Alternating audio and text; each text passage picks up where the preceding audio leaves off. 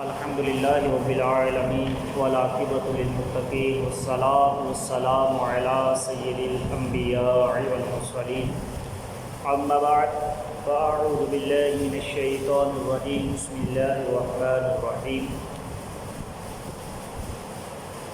یا ایھا الذین آمنوا اتقوا اللہ حق تقاتہ آمنت باللہ صدق اللہ مولانا العظیم وبلغنا النبی الکریم الامین ان اللہ وملائکتہ یصلون علی النبی یا ایھا الذین آمنوا صلوا علیہ وسلموا تسلیما۔ محبوب علیہ الصلوۃ والسلام کے ذاتی اقدس پر محبت نال ہدیہ درود و سلام کا نذرانہ پیش کریں۔ پڑھیے الصلاۃ والسلام علیک یا سیدی یا رسول اللہ وعلی آلک وصحابک یا سیدی یا مولانا۔ میرے نہایت ہی واجب الاحترام دوستو، بزرگوں، ساتھیوں، آج کے درس قرآن میں ہم نے خوف خدا کے حوالے سے گفتگو کرنے کی سعادت حاصل کر رہا ہوں کہ اللہ رب ذوالجلال نے قرآن مجید برہانی رشید میں ارشاد فرمایا یا ایھا الذین آمنوا، اے ایمان والو۔ لیکن انسان کتنا خوش نصیب ہے، کتنا رب کا شکر ادا کرتا بھی رہے تو شکر ادا نہیں ہو سکتا۔ خالق کائنات فرما رہا ہو ایمان والو، میرے بندو جو اللہ سے ڈرتے ہیں، وہ جو رب سے ڈرنے والے ہوتے ہیں، وہ اللہ کے بندے مومن ایمان والے ہوتے ہیں، اللہ سے ڈرنے والے اور اس کے ڈرنے کا حق ہے۔ یعنی کہ جو اللہ تبارک و تعالیٰ سے انسان ڈرتا ہے، خالق کائنات اس کو کہتا ہے ایمان والو اللہ سے ڈرو۔ یعنی رب کائنات مجھے کہہ رہا ہے اور میرے بھائی آپ کو کہہ رہا ہے، خالق کائنات سب کو کہہ رہا ہے ایمان والو۔ ہم ایمان والا پہلے رب کہہ رہا ہے او میرے بندو ایمان والو، اللہ مجھ سے ڈرو اور میری ذات کے علاوہ کسی سے نہ ڈرنا۔ اگر بندہ اللہ کے حضور جھک جاتا ہے، خالق کے کائنات سے ڈر جاتا ہے، تو رب کائنات بندے کے سارے گناہوں کو معاف فرما دیتا ہے۔ میرے دوستوں، امام غزالی رضی اللہ تعالیٰ عنہ نے ایک واقعہ نقل کیا ہے۔ ایک نوجوان کو ایک عورت کی محبت میں مبتلا ہو گیا اور وہ عورت ایک قافلے کی غرض سے کسی ملک سے باہر جا رہی تھی۔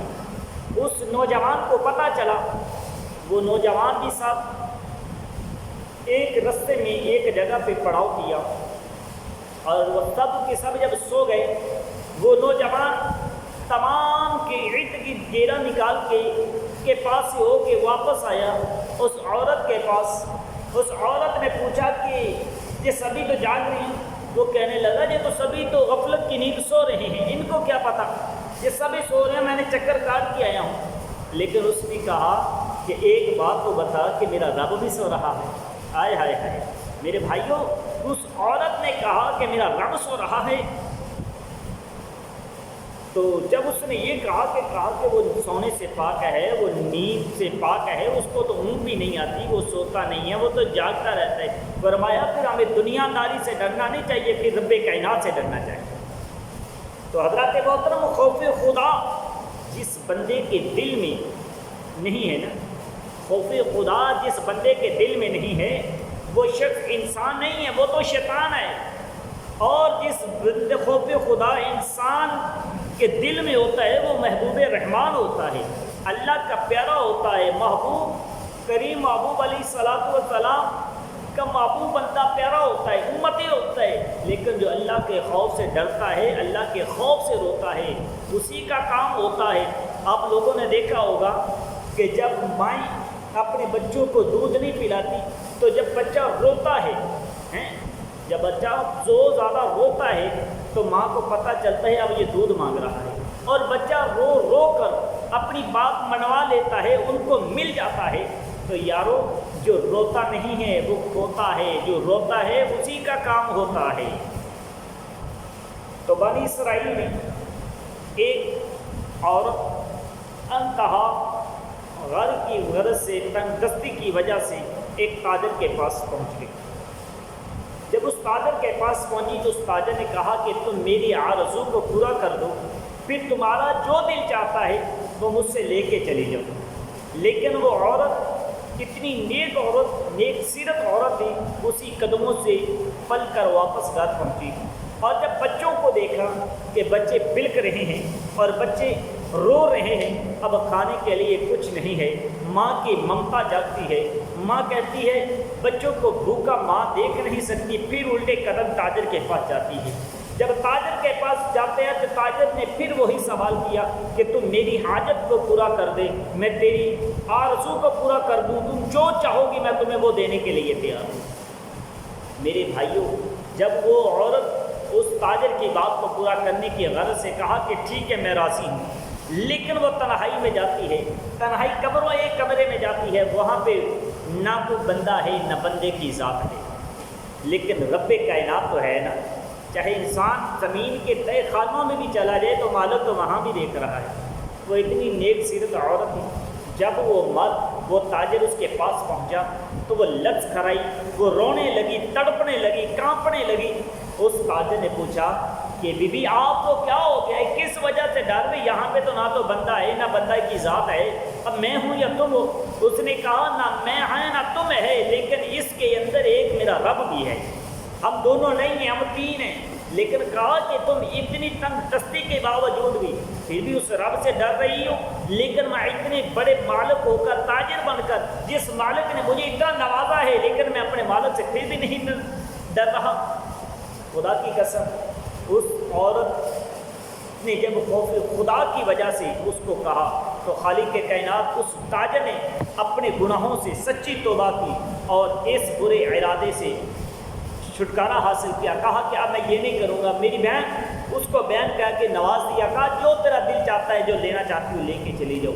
لیکن ادھر سے وہ لے کے جاتی ہے، ادھر سے خالق کائنات جبریل امین سے کہہ رہی ہے، پیارے جبریل جی میرے مولا، فرمایا میرے پیارے پیغمبر حضرت موسیٰ علیہ السلام کی بارگاہ میں جا اور جا کر کہے کہ پیارے موسیٰ فلاں بستی میں، فلاں علاقے میں میرا ایک تاجر ہے، اس تاجر کو جا کے میرا سلام کہنا اور کہنا کہ خالق کائنات نے تیرے سارے گناہوں کو معاف کر دیا ہے، تیری سارے گناہوں کو معاف کر دیا ہے۔ لیکن حضرت موسیٰ علیہ السلام اس تاجر کے پاس جاتے ہیں اور جا کے رب کا سلام پیش کرتے ہیں اور تاجر کو خوشخبری سناتے ہیں کہ اللہ رب کائنات نے تیرے سارے کے سارے گناہوں کو بخش دیا ہے۔ لیکن وہ تاجر، حضرت موسیٰ علیہ السلام تاجر سے پوچھتے ہیں کہ تو نے آج ایسی نیکی کون سی کی ہے؟ فرمایا میرا کل ارادہ تھا گناہ کرنے کا، لیکن میں نے گناہوں کی ایک گناہ کی وجہ سے میں نے کہا نہیں، اس نے خوف خدا کی وجہ سے یہ گناہ کے اندر کرنے کے ارادے سے ہم تو گئے تھے، لیکن اس کے دل میں خوف خدا، اس کے دل میں خوف خدا تھا۔ جب اس نے کہا میرا رب دیکھ رہا ہے، میرے دل پہ چوٹ آئی، میں نے کہا میری بہن، منہ سے بہن کا لفظ نکلا، میں نے اس کے سارے اس گناہ سے توبہ کی اور میں نے کہا ٹھیک ہے لے جا میری بہن، اس کو مال و منا دے کے میں نے گھر کو واپس کر دیا۔ لیکن فرمایا کہ بس یہی کام کیا ہے، فرمایا یہ کام تو نے کر دیا ہے، رب کائنات نے تیرے سارے گناہوں کو معاف کر دیا ہے۔ تو میرے بھائیوں، جو انسان روتا ہے اسی کا کام ہوتا ہے، اور جو خوف خدا کی وجہ سے اپنی رب کے حضور جھک جاتا ہے۔ امام زین العابدین، آپ جب وضو کرتے ہیں اور وضو کرنے کے بعد آپ روتے اور پوچھنے والے نے پوچھا کہ حضور آپ کیوں رو رہے ہیں، آپ کانپتے کیوں ہیں؟ فرمایا تمہیں پتہ نہیں ہے میں کس کی حضور کی بارگاہ میں جا رہا ہوں، کس کی بارگاہ میں جا رہا ہوں۔ آج ہم مسجد میں اللہ کے گھر میں آتے ہیں، لیکن ہمیں یہ ڈرنا چاہیے کہ ہم رب کی بارگاہ کے اندر کھڑے ہونا اٹھنے کے لیے آئے ہیں، لیکن جو دنیا کے بادشاہ کے پاس جائیں گے تو ہمارا بیٹھنا، ہمارا ڈر کی وجہ سے انداز سے کوئی غلطی گستاخی نہ ہو جائے، یار وہاں پہ گستاخی ہو بھی جائے، بے ادبی ہو بھی جائے تو کوئی عرض نہیں ہے، لیکن اللہ کے حضور رب کے گھر کے اندر بے ادبی گستاخی ہو جائے تو خدا کی قسم ایمان برباد ہونے کا خطرہ ہوتا ہے۔ اللہ رب الجلال کی بارگاہ کے اندر دعا ہے ہمیں حضور لجپال کریم محبوب علیہ السلام کے نقش قدم پر چلنے کی توفیق عطا فرمائے اور ہمیں خوف خدا